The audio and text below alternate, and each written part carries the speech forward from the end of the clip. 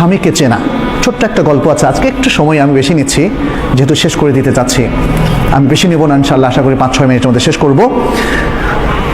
স্বামীকে চেনা। স্ত্রীদের উচিত হচ্ছে স্বামী কি পছন্দ করেন, যেহেতু স্বামী আপনার প্রিয়জন, আপনি স্বামীকে কাউন্টার পার্ট হিসেবে দেখবেন না, তিনি আপনার প্রতিদ্বন্দ্বী নন। সুখী পরিবারের মধ্যে স্বামী হচ্ছে স্ত্রীর প্রিয়তম ব্যক্তি। অতএব স্বামী কি পছন্দ করেন, স্বামী কি পছন্দ করেন না, এটা স্ত্রীকে জানতে হবে। এখানে ছোট্ট একটা গল্প আপনাদের সামনে বলছি। এই গল্পটা উল্লেখ করেছেন মাযেন আল ফুরাইহ। তিনি বলছেন, একজন স্বামী তার বন্ধুকে বলল যে আমি 20 বছর ধরে সংসার করছি, অথচ আমার স্ত্রীর মধ্যে আলহামদুলিল্লাহ এমন কিছু দেখিনি যা আমাকে রাগান্বিত করে। তখন বন্ধু খুব আশ্চর্য হয়ে বলল, কিভাবে এটা সম্ভব, কিভাবে করলে বলো তো দেখি, পুরো ঘটনাটাই আমাকে খুলে বলো। তখন স্বামী বললেন যে আমি যখন বিবাহ করলাম, প্রথম রাতে আমার স্ত্রীর কাছে গেলাম, তার দিকে আমার হাতটা একটু বাড়িয়ে দিলাম, সৌহার্দ্যের হাত, মমতার হাত বাড়িয়ে দিলাম। স্ত্রী আমাকে বলল, একটু ওয়েট করুন প্লিজ, আমি আপনাকে কিছু বলবো হে আবা উমাইয়া। আরবরা আবার আবু উমাইয়া মানে কুনিয়ার ধরে কথা বলে, আমাকে একটু কিছু কথা বলার সুযোগ দিন, বলে বলো। তখন স্ত্রী শুরু করলো যেভাবে, যেমন বললো আলহামদুলিল্লাহ ওয়াসসালাতু ওয়াসসালামু আলা রাসূলিল্লাহ, ছোট্ট খুতবা দিয়ে শুরু করলো। বললো আমি আপনার কাছে এমন একজন অপরিচিত মহিলা, আমাদের বিবাহবন্ধন হয়েছে আজকে প্রথমবারের মতো আমাদের সাক্ষাৎ হচ্ছে, সুতরাং এখনো তো পরিচিতি আমাদের ফুল হয়নি, আমি জানি না আপনার কি আখলাক, আমাকে আপনি বলুন যে আপনি কি পছন্দ করেন, তাহলে সেটি আমি করব, আর আমাকে বলুন আপনি কি অপছন্দ করেন, তাহলে সেটি আমি বর্জন করব।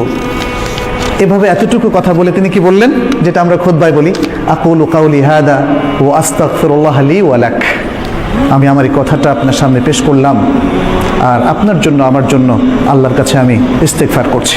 সুবহানাল্লাহ। অনেকে হয়তো বলবেন, আরে এটা তো দেখি ওয়াজ করতেছে বাসর রাতে, এটা তো অস্বাভাবিক রকম লাগতেছে। বাসর রাতে আমরা শুনি অন্যরকম সোহাগী কথাবার্তা, যেটা সাহিত্যের মধ্যে, গল্পের মধ্যে, উপন্যাসের মধ্যে আমরা পড়ি।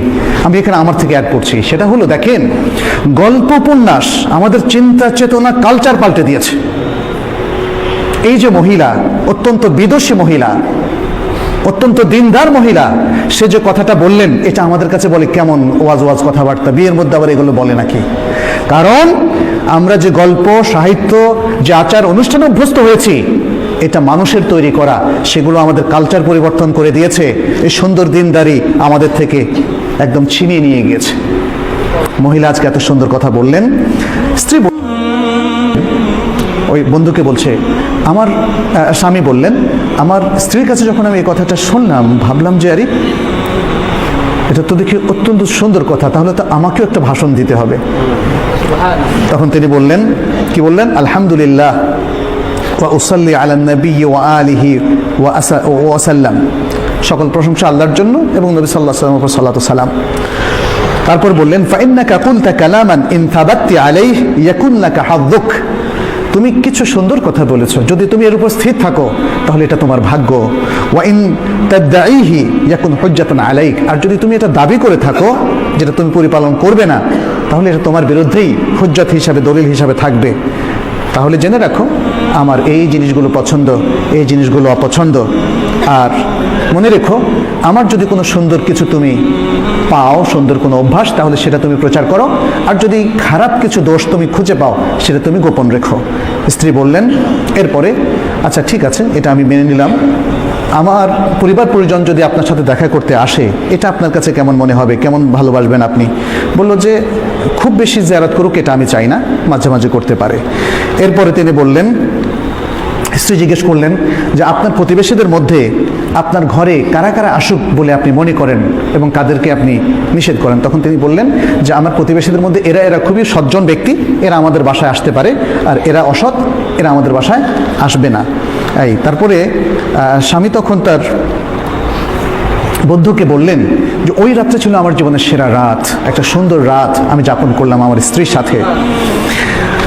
এরপরে আরেকটা ঘটনা তিনি বললেন যে 1 বছরের মাথায় এভাবে চললো, আমি আমার স্ত্রীকে খুব ভালো স্ত্রী হিসাবে পেয়েছি, এবং তারপর আমার শাশুড়ি একদিন 1 বছরের মাথা আমি এসে দেখলাম আমার বাসায় আসলেন, আমাকে জিজ্ঞেস করলেন যে তোমার স্ত্রীকে তুমি কেমন পেয়েছো? আমি বললাম অত্যন্ত ভালো স্ত্রী হিসাবে আমি পেয়েছি, যিনি আপনার কন্যা।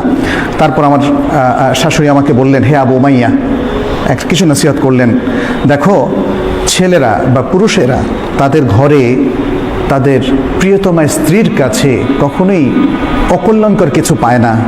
সুতরাং তুমি তোমার সেই স্ত্রীকে কিছু আদব শেখাও, কিছু শেখাও, এবং তাকে তুমি ভদ্র করো, শালীন করো, সুন্দর করো। আচ্ছা, এখানে স্বামী তখন বললেন যে আমি আমার স্ত্রীকে সারা জীবনে 20 বছরের মধ্যে একবারও খারাপ পাইনি, শুধু একবার মানে কখনোই আমাকে তার সাথে খারাপ আচরণ করতে হয়নি, একবার খারাপ আচরণ করেছে এবং তখন আমি ছিলাম জালেম। সুবহানাল্লাহ। এই হচ্ছে আমাদের মেয়েরা, মুসলিম মেয়েরা। কিন্তু আজকাল এই মুসলিম মেয়েদের মধ্যে যে জিনিসটা ঢুকেছে, অপকালচার ঢোকার কারণে আজকে আমাদের মেয়েরা আসলে বিভ্রান্তির পথে হাঁটছে, ফলে নানা রকম ফসল দেখা দিচ্ছে।